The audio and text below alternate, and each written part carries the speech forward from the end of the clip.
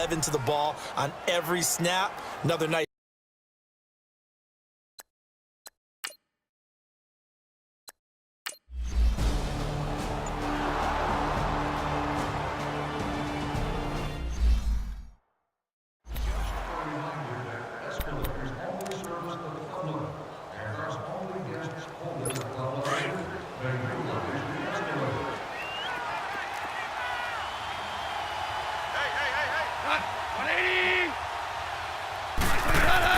Now a first down throw, gone. And the Niners get there and bring him down. Great job defensively. I think he was trying to go through his progressions, find someone to get rid of the football. Before he knew it, he was on his back. So that just brings us right back to what you said in the beginning. A great job defensively. Nowhere to go with the football. That led to the sack. So after the sack, here's 2nd and 14. They'll run it now out of the gun. And certainly some style points there on the spin. Not a whole lot thereafter, but still a pretty good gain. Give him 10 yards on the pickup, and they're going to face a 3rd down. In today's NFL, when you get teams in long yardage situations with your defense, you're really going to go to your speed packages. You're going to get smaller, lighter guys on the field in order to cover the expected pass. So they might want to run the ball against a smaller, lighter lineup with your big guys, and that's exactly what happened on that play. It was tough on them, and now instead of being in 3rd and very long, they ended up setting themselves up in 3rd and manageable. They've got a chance at a 1st down.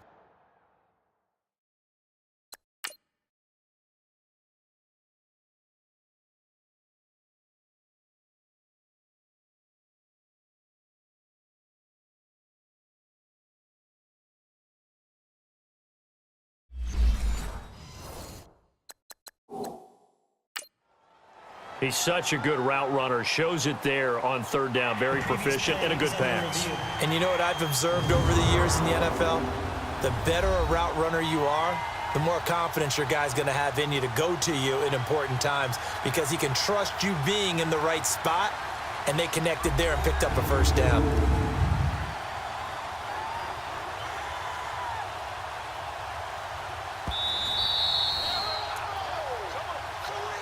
After review of the play, the return on the field stands. Well, he challenged the play. It did not pay off. And that means he lost a timeout in that challenge. And as a coach, you hate that. Don't know if you took the advice of the player, you threw it yourself, but it didn't go your way. At the end of the day, it all comes back to the head coach. He has the final determination on whether to actually challenge the play or not. In this case, it didn't pay off for him. And that's got to be so heartbreaking. You throw that flag, you probably feel really confident, and then all of a sudden, boom, you lose the challenge. Yeah, when you take a look at it, you're throwing that flag because you believe you're going to be right. And when it comes back the other way, you have to regroup. They'll run it now out of the gun. And he's got this one across midfield into 49er territory. 2nd down, a little more productive than 1st. 7 yards on the gain. It gets him to 3rd and 3 now. They just keep trying, but so far, finding no room for him to run. None whatsoever. In fact, you run the numbers. He's under 3 yards a carry at the moment. Goff on 3rd down. It's a short one here, complete to the tight end. 2 yards is all they'll get on the completion. It's 4th down. A short gain that doesn't get them the 1st down brings up a 4th down situation.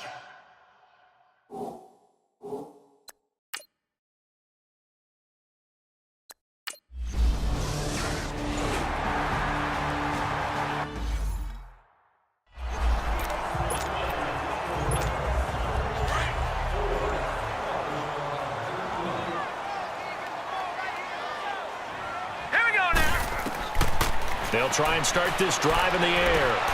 And he comes back with one complete. And he'll go down shy of the 40 at the 41. 7 yards, the pickup on the pitch and catch. Well, clearly one of his advantages as a passer is his height. Sit back in the pocket, fired over the middle. That makes things tougher defensively, doesn't it? It really does, because your goal is to move the quarterback off his initial spot when he gets his drop back completed. But when you have that type of height, he can stay in there if he's willing to take the hits and just fire over the top, which saves him time and actually completes a play a little bit quicker than it normally does for a quarterback who has to slide and find open space to throw. Well, if you do read man coverage, Brandon, the drag route's a pretty good one to run against it because you're running away from people on it. This quarterback now 8 of 11 in this first half. He's got it 1st and 10. Here we go now. Blue 90. Blue 90. And they'll go ground game here with a tailback.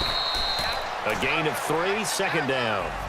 They tried a quick hitter inside, but that one was swallowed up because when they're hoping, those big defensive linemen will take the bait and move laterally and open up a crease that they can run through.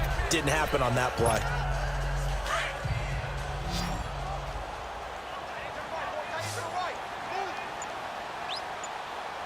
Set. Blue 90. Blue 90. They'll look to throw here. Firing quickly here, and that's complete. And he's able to get it to the edge of the red zone at the 20-yard line. His 5th catch tonight, and it's good for a 1st down. They like going to him in the slot. He catches another one. I think this comes under the heading of until they stop him, why not go back to it? He has something going really well. Great working relationship with the guy throwing the ball, and they keep making the connection. This offense finding its legs now. Here's another 1st and 10. Now let's go. Green 39.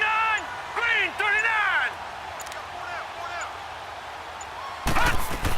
They'll run it now out of the gun. And he gets it inside the 10 to the 9. It's a 10-yard gain there, and it sets him up now 1st and goal. Coming in, he really liked his chance of having a big year based on a terrific offseason.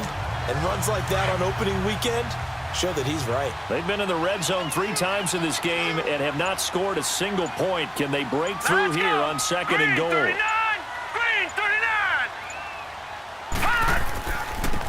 And on the ground they go with a running back. A good display of footwork. It gets him just inside the 5 to the 4. A good run of 6 yards there. Gets him closer to the goal line with 2nd down coming up. That's a strong pickup right there on 1st down. And as this drive goes on, we're seeing an offensive line and running game imposing its will. All right, here we go. 319. 319. They're going to look to throw. And it's caught. And he'll be brought down here at the 3-yard line. They get only a yard there. Now it's 3rd and goal. And, partner, I think that was a great example that not all tight ends are created equal because everything was right. Got the completion, but he's not one of the more dynamic guys in the league. So even though he caught it, couldn't turn it into much more.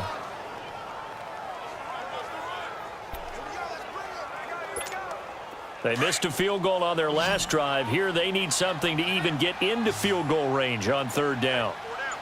Set. Blue 90. Blue 90.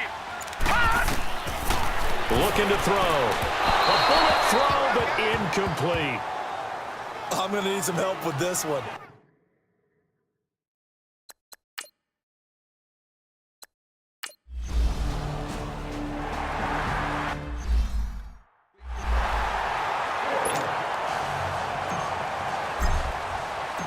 This game back within a touchdown now as the kickoff's away.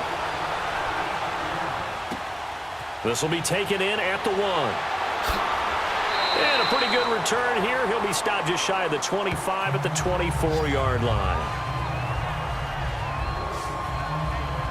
And now out on the field, here comes Los Angeles. And the last go-around for them, they tried that really, really long field goal, couldn't connect. And in retrospect, I think a lot of people would say, well, why would you try one that long? You hurt yourself in field position. The ball comes out, there. That only helps the other team. But I look at it as maybe it was a double shot of confidence. Confident the kicker could make it. And even if he missed, confident in their defense that they could hold him. And that's exactly what you want on a 1st down run. Pick up 5 yards, bring up 2nd and 5. The defensive line, though, they've got to figure out a way to out-leverage the guys up front because the offensive line is winning at the point of attack. Gone. And his throw's going to be incomplete.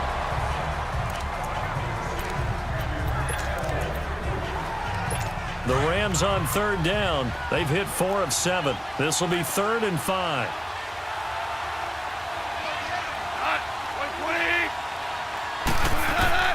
From the gun, here's Goff. It's a short one here, complete to his tight end. And he will have a first down as they get him to the ground at the 37. It's an 8-yard pickup and leads to a new set of downs. I got a kick out of that one, partner. You and I talk often about trying to hide receivers in certain situations, but a guy of his size can't really hide him. But the tight end drag route, definitely an effective way to sneak him across the formation for an easy completion and a first down. 2 minutes remain here in the first half. We'll come back here right after this.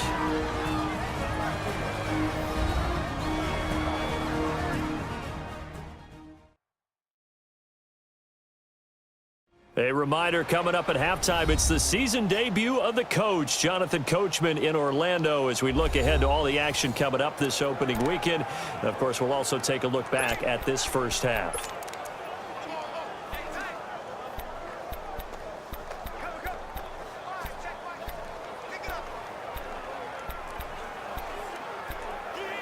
That first down completion only netted him 3. 2nd and 7. And now we're going to get a timeout here called by the defense. And with halftime on the horizon, they'll be out of timeouts from here forward.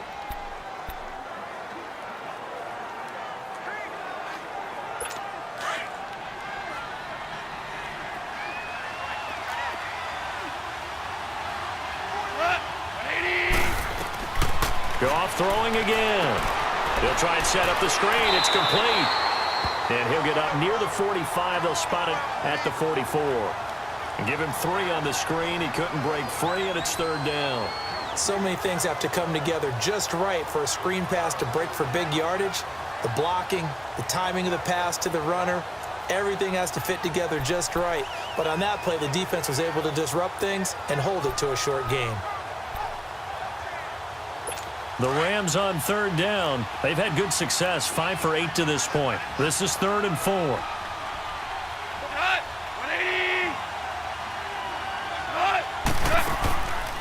They'll run it now out of the gun.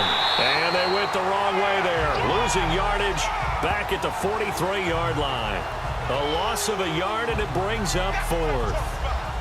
Well, we just saw a great example of what we talked about with his coach prior to the game. He's definitely one of the better linebackers at reading a play and flowing to make the stop before it turns into something big.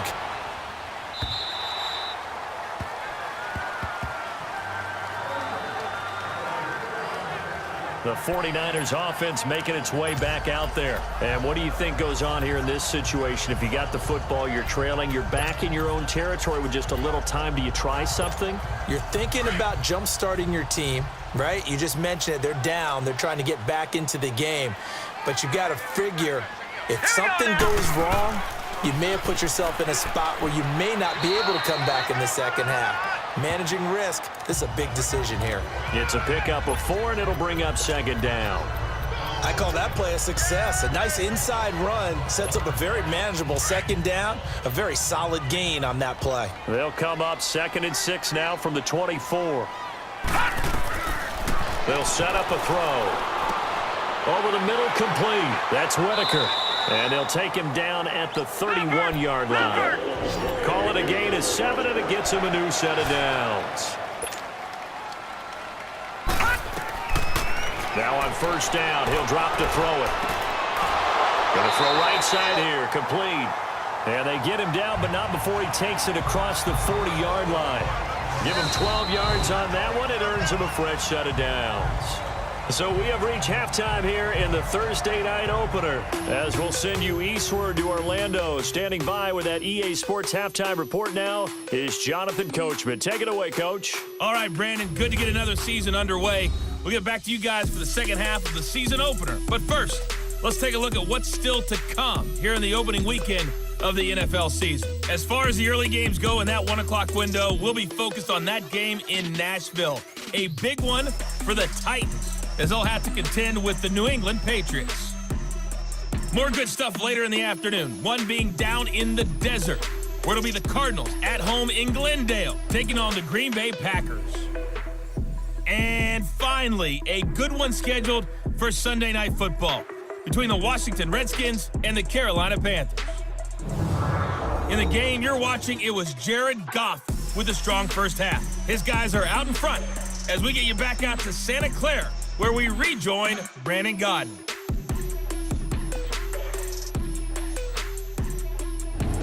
Okay, Coach. Appreciate it. A one-touch